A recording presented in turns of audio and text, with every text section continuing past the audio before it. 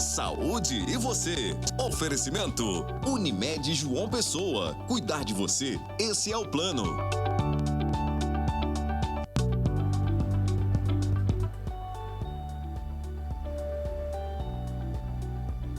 O programa tá de volta, o intervalo foi bem rapidinho. O programa tá bom, né, minha gente? Hoje não terminou não, viu? Fica por aí, ainda tem muito mais. Inclusive, nosso programa passa também lá no YouTube, tá? Já confere lá. Se você não é inscrito no YouTube da TV Arapuã, já se inscreve também e compartilha a informação. A gente conversou sobre as consequências do fumo com o doutor Alexandre Araruna. A entrevista fica completaça lá, dá para você conferir quantas vezes quiser e compartilhar informação. Além disso, no Instagram da TV Arapuã, @TV Arapuã, sempre tem alguma coisa aqui de saúde você já deixa lá a sua curtida. E no meu pessoal, você já sabe, @Joana Brito Jornalista, também te espero por lá. É um prazer receber vocês, está com sugestão, dizendo se você está gostando do programa, interage comigo, @Joana Brito Jornalista. Agora vamos continuar, viu?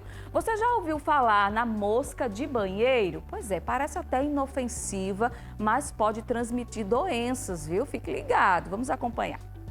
Você já ouviu falar na mosca de banheiro? Um inseto bem pequenininho, por vezes aparece nesses ambientes que são mais úmidos e essas moscas podem causar algum tipo de problema em quem tem contato com elas. Foi o que aconteceu com uma digital influencer que viralizou recentemente nas redes sociais, falando que teve uma irritação no olho ao essa mosca entrar nessa região do rosto dela e teve essa infecção, mas com poucos dias depois, após um tratamento, ela ficou bem e aí o olho voltou, diminuiu os inchaços e os problemas que essa mosca causou. E é sobre isso que a gente conversa agora com o médico infectologista Fernando Chagas. Fernando, muito obrigada pela participação. Às vezes a gente é um inseto tão pequeno, a gente nem dá muita importância a esse inseto, mas é para tomar cuidado, né? O banheiro também pode ocasionar alguns problemas de saúde. Explica para a gente, com relação a essa mosca de banheiro, o que a gente pode fazer para se prevenir? Pois é, a mosca ela pode servir do que a gente chama de vetor. O que é vetor? Ela transferir micro-organismos como bactérias ou como vírus de um local contaminado para dentro da nossa casa, né? No caso do banheiro, que já é um local potencialmente contaminado, ela pode transmitir restos de fezes com um monte de micro-organismos para o nosso corpo, por exemplo, se tiver contato com os nossos olhos, com a boca, com o nariz. Então é muito importante o cuidado na limpeza desse local e o cuidado no contato com essas moscas. Vou dar só um exemplo para você. Muitas pessoas têm um hábito, e é normal, né? Muitas vezes dar a descarga após utilizar o banheiro, estando com a tampa do vaso aberta, levantada. E ao fazer isso, você acaba jogando partículas que são microscópicas, você não vai vê-las, mas são partículas que contêm fezes por todo o banheiro. Portanto, o hábito de baixar a tampa e dar a descarga já tem uma questão de proteção por trás disso. E se no banheiro que você faz isso tiver alguma dessas moscas, aumenta mais ainda as chances de transmissão de doenças. Por isso também vem aquela velha e importante orientação. Saiu do banheiro, saiu do ambiente lá, lava as mãos e principalmente antes de se alimentar. E essas moscas às vezes aparecem, né, em alguns períodos do ano, que elas são bem, o surgimento delas é bem sazonal, né, na parede do banheiro, né, nas superfícies e também nas toalhas que estão penduradas. É outro problema, né? Muitas vezes a gente lava as mãos e enxuga as mãos com as toalhas. Uma orientação muito importante nesse sentido é que se evite, para esse fim, enxugar as mãos pós lavá-las no banheiro, toalhas de tecido. O ideal nessa situação seria o uso de toalhas de papel. As toalhas de tecido para, por exemplo, enxugar as mãos no banheiro pós um banho, pós lavagem do rosto, mas não pós lavagem das mãos após o uso do vaso sanitário. É importante realmente isso porque essas moscas elas também podem transmitir doenças diarreicas. Então, alguns dias após o contato com elas, você pode desenvolver uma dor de barriga, diarreia, com fezes moles e até mesmo com fezes sanguinolentas que representam infecção intestinal. É potencialmente perigoso, principalmente para os idosos e para crianças muito pequenas. E E aí tem alguma medida a mais de segurança que a gente pode ter no banheiro, por exemplo, além de baixar a tampa do vaso, trocar, né, essas toalhas penduradas, o que mais a gente pode fazer? Ó, é importante o cuidado com o uso do celular no vaso sanitário, tá, gente? Inclusive, o celular usado no vaso sanitário, ele pode também servir de vetor de transmissão, ele acaba tendo o mesmo papel dessas moscas, né? Você dá descarga ali com a tampa levantada e o celular aberto. Cuidado, pega o hábito, muitas vezes, de limpar o próprio celular, a capinha dele, passar um paninho úmido na parte do toque, do talk screen, para evitar a transmissão de doenças. Por incrível que pareça, o próprio celular, também a trocar a escova de dente dentro do ambiente, principalmente quando a escova de dente fica exposta dentro do banheiro, sempre ter o hábito de trocar a escova de dente rotineiramente, pessoas que ficam com a escova por um ano ou mais, não é para fazer isso, né? O ideal seria todos os meses trocá-la, mas nem sempre a gente está com dinheirinho para isso, então que tente trocá-la a cada 2 ou 3 meses, e também deixá-la sempre fechadinha, não deixar exposta no local do vaso sanitário,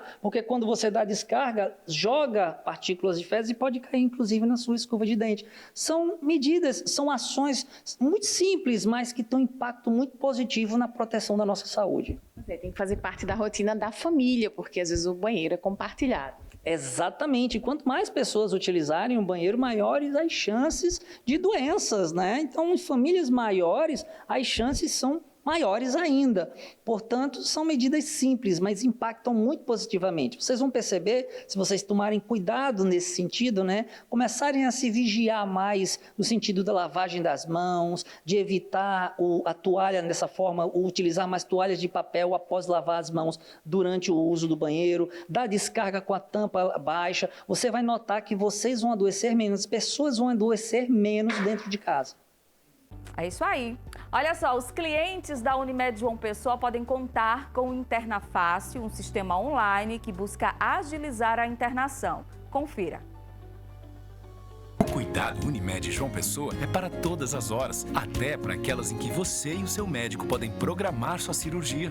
Conheça o Interna Fácil, o sistema online que agiliza sua internação para cirurgias eletivas no Hospital Alberto Urquiza Vanderlei, com check-in sem sair de casa e todo o conforto do maior plano de saúde. Acesse unimedjp.com.br e saiba mais. Unimed João Pessoa, responsável técnico Dr. Fulvio Petrucci, CRMPB 5167. Bacana, né? Olha só, agora deixa eu te fazer uma pergunta. Sabe aquela gordura excessiva na região abdominal que a gente não gosta? Pois é, também é conhecida como obesidade abdominal e pode trazer sérios riscos à saúde. Veja. Um estudo recente da Universidade de São Carlos, em parceria com a Universidade de Londres, detectou que se o indivíduo tem gordura abdominal combinado com perda de massa magra, tem mais de 80% de chances de morte do que aquelas pessoas que não têm essas duas combinações. Então, para entender melhor isso e a gente pegar dicas de saúde, a gente convidou a médica endocrinologista Aline Feltrin para conversar com a gente sobre o assunto. Muito obrigada, Aline, pela participação. Essas duas combinações são bem perigosas. Né? Isso tanto para homens quanto para mulheres. Por que isso acontece? É importante a gente falar sobre esse tema, porque com certeza as gorduras são diferentes, né? A nossa gordura subcutânea da gordura visceral, elas têm todo um aparato diferente no nosso organismo, né? O maior risco, com certeza, né, nesse estudo está relacionado com a gordura visceral. A gordura visceral é um tecido que a gente fala metabolicamente ativo. O que significa isso? Então, essa gordura, ela secreta, ela libera muitas substâncias no nosso organismo que não são benéficas, tá? E isso não age apenas ali na nossa barriga, no nosso abdômen, isso vai agir de forma sistêmica, aumentando, né, muito as chances de doenças cardiovasculares, metabólicas e gerando um estado pró-inflamatório contínuo no nosso organismo. E aí tem algo que é mais prejudicial, por exemplo, no público masculino, no feminino, uma faixa etária que isso é mais preocupante? Então, a gordura visceral, né, ela realmente tem alguns fatores que a gente vai ter uma predisposição maior. Tá? O público masculino, ele a vida inteira tem uma chance, né, nesse caso são os homens que saem à frente de ter um acúmulo maior na região abdominal sempre. Agora, nós mulheres também vamos apresentar isso a partir da menopausa, né, devido a fatores hormonais. Tem outros fatores também que estão relacionados com esse acúmulo. Então, por exemplo, fatores genéticos. Então, a gente sabe que tem polimorfismos genéticos que fazem alguns indivíduos terem essa predisposição. Famílias, assim, a gente logo vê que tem aquele abdômen mais globoso, que várias pessoas da família têm. Então, isso tem uma relação genética.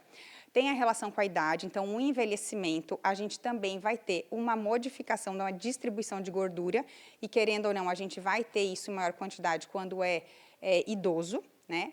Então, os homens, as mulheres a partir da menopausa, algumas etnias, por exemplo, os asiáticos também, têm essa predisposição, mesmo tendo um IMC normal, não tendo né, comparado com outras populações, e o modo de viver, que também faz a gente ter um acúmulo maior de gordura abdominal.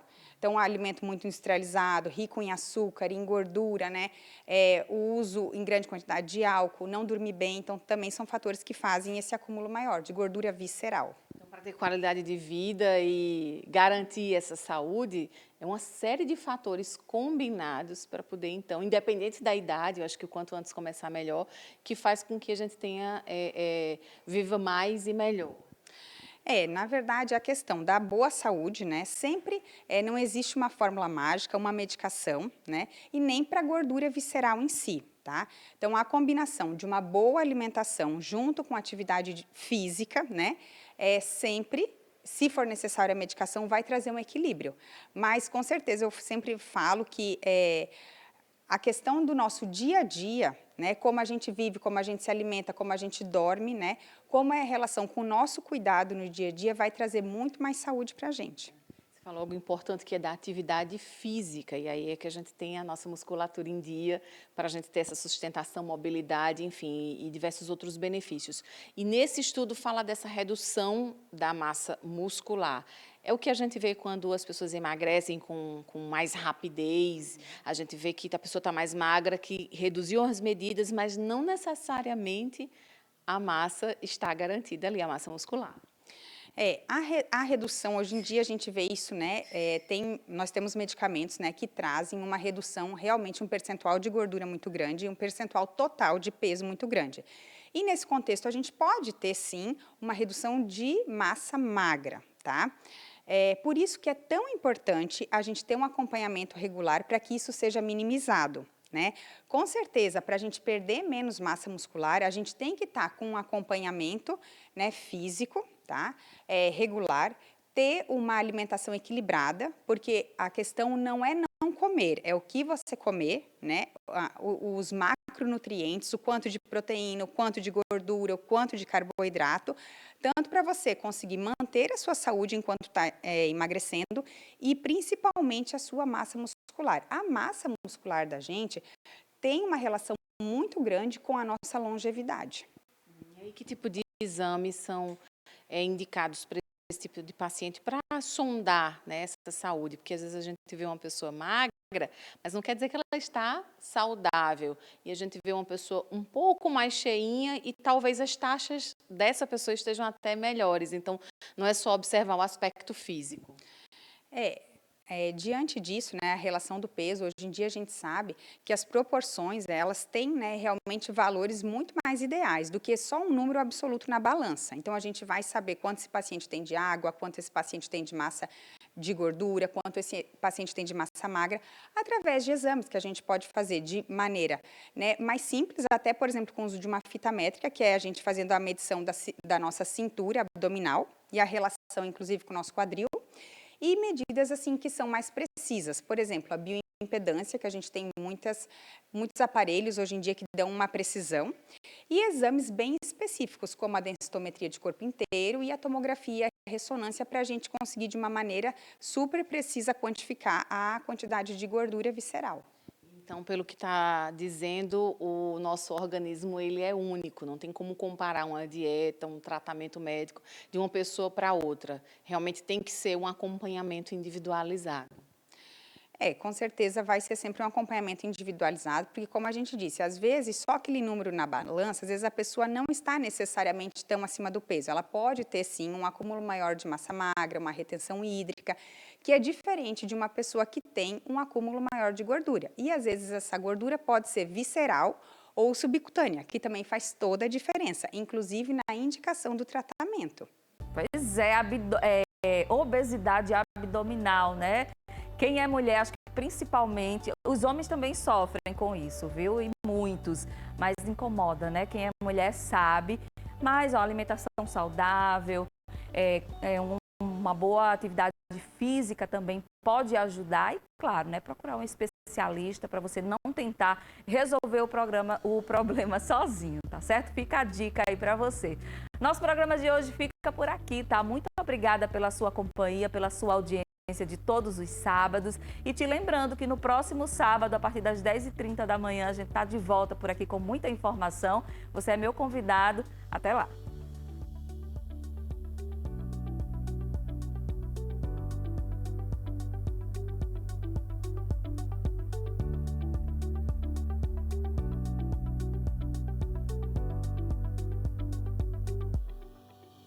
Saúde e você. Oferecimento Unimed João Pessoa. Cuidar de você, esse é o plano.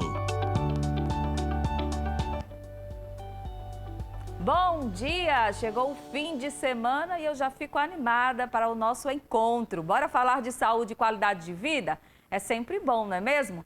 Olha só, na edição de hoje vamos falar sobre as consequências do fumo. A gente vai conversar com um pneumologista que vai esclarecer sobre os danos do fumo para a saúde.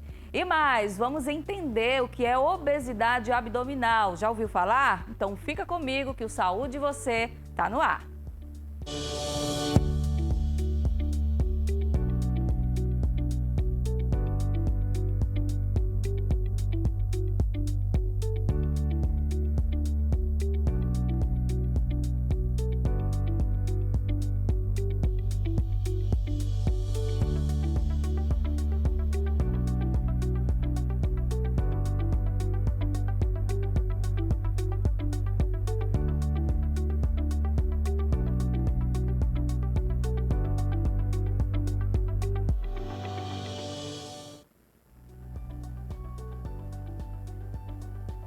Olá, muito bom dia mais uma vez para você que está ligado aqui na programação da TV Arapuã. Vou me aproximar um pouquinho de você para te fazer um convite. Fica comigo até o final, o programa repleto com muita informação importante que pode fazer toda a diferença aí no teu dia a dia, no teu estilo de vida, te proporcionando qualidade de vida, bem-estar, saúde. É isso que a gente quer, tá certo? Peço licença para entrar aí no teu aconchego, no teu lar com todas essas informações, tá bom? Vamos começar? Casos de câncer em pessoas com menos de 50 anos vem aumentando e muito. As causas estão ligadas principalmente ao estilo de vida. Confira. A Paola se emociona ao lembrar do período mais difícil que viveu.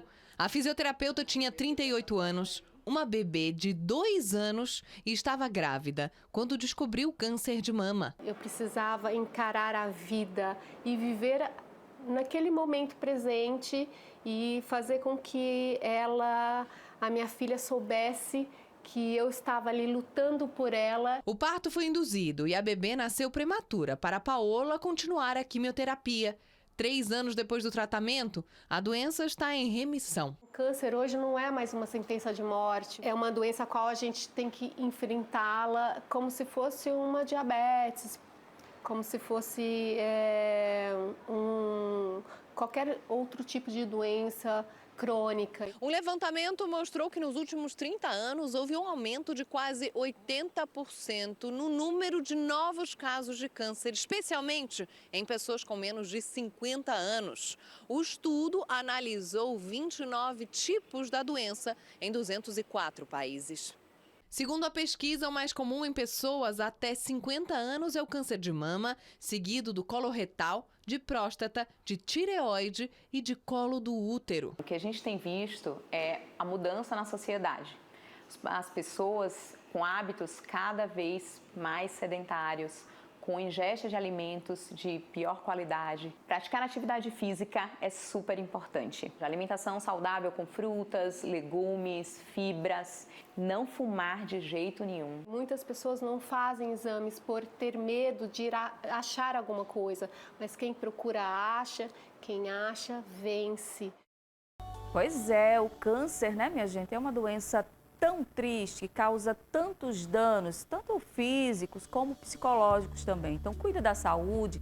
A gente sabe que tem um fator aí genético que pode provocar a doença, né? Mas também a gente sabe que algumas formas de prevenção são importantes, como praticar atividade física, dormir bem, se alimentar bem, tudo isso faz parte, tá certo? Não deixe de fazer.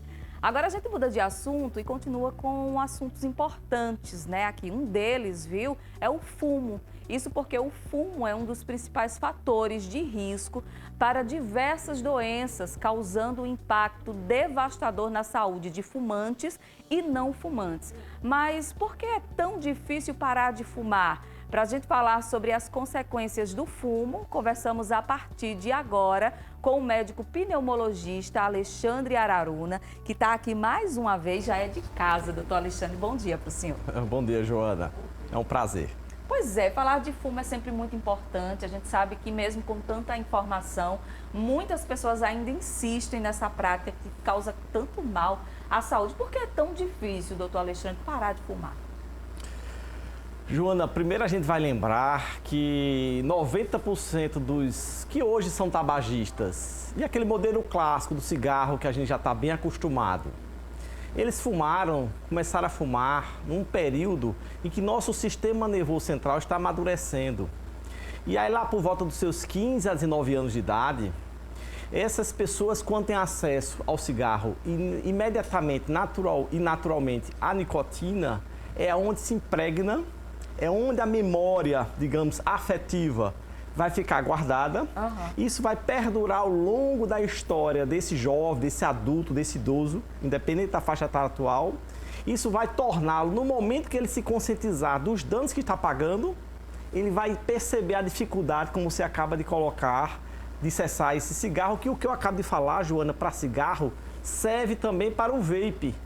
O cigarro eletrônico, que também tem esse produto de nicotina e, como vocês percebem, quem está nos acompanhando acabou de perceber, que também naturalmente vai ter a memória afetiva ligada à nicotina e quando um dia se descobrir dependente também vai sofrer a mesma dificuldade, Joana. Pois é, o senhor tocou nesse assunto muito importante do vape, né? Que é a modinha entre os jovens.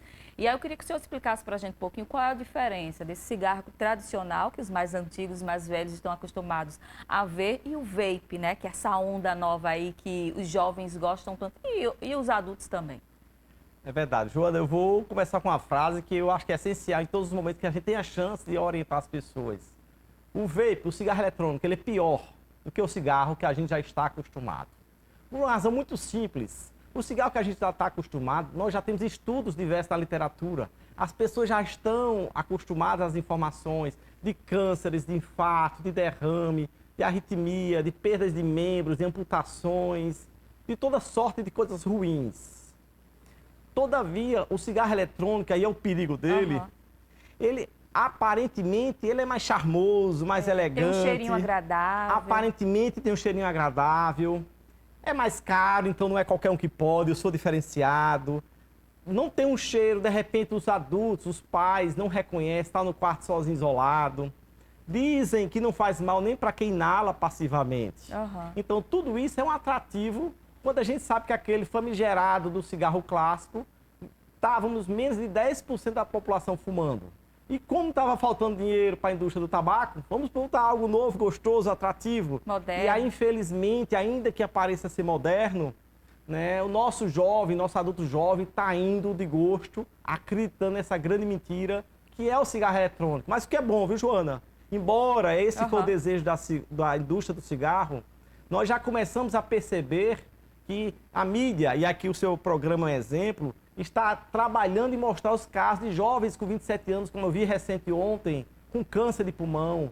Jovens que começaram a fumar o cigarro eletrônico, tendo fibrose, cicatriz, inflamação, passando mal. E eles estão começando a acordar para entender que o cigarro eletrônico ele é uma porta só exclusivamente para o mal, para a doença. Pois é, essa pessoa que ela fumou por muito tempo, né? Vamos supor que ela passou aí uns 30 anos fumando e de repente decidiu parar. E agora as consequências, né, desses 30 anos fica no organismo, essa pessoa tem mais chances de não desenvolver outra doença ou ela está imune para não desenvolver aí, por exemplo, um tipo de câncer?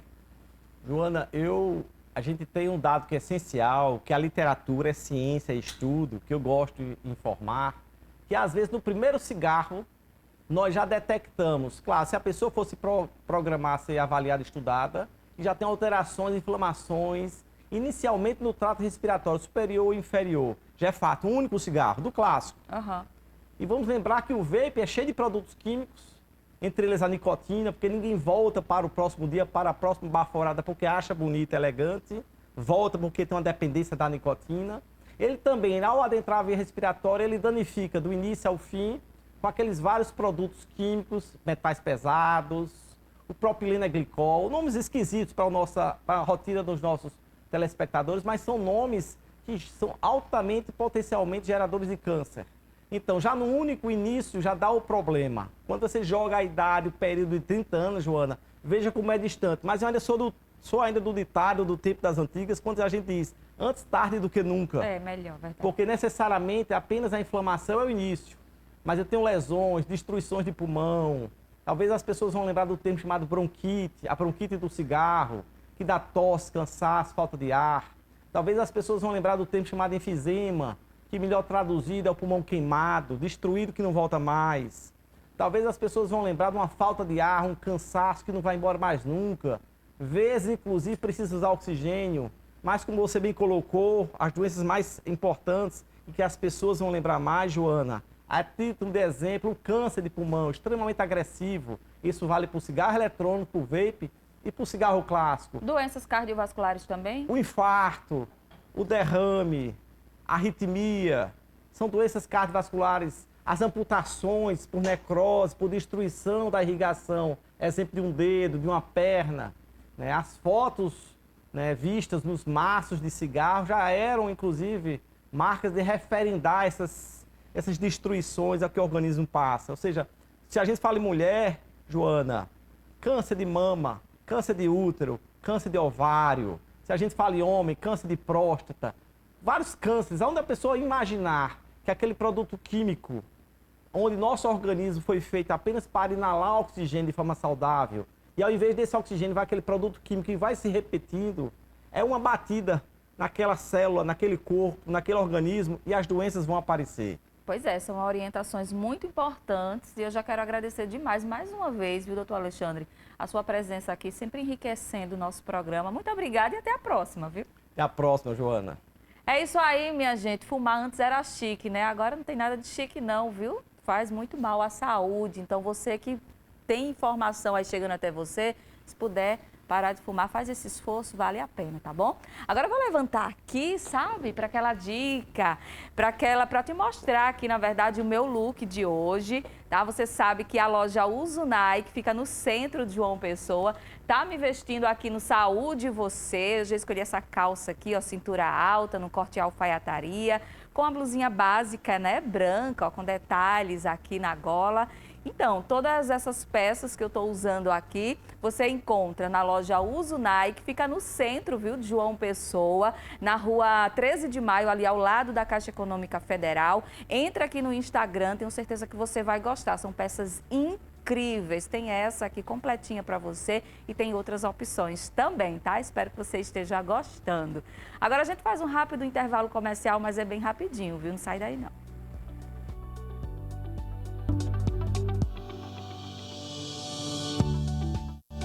Saúde e você. Oferecimento Unimed João Pessoa. Cuidar de você, esse é o plano.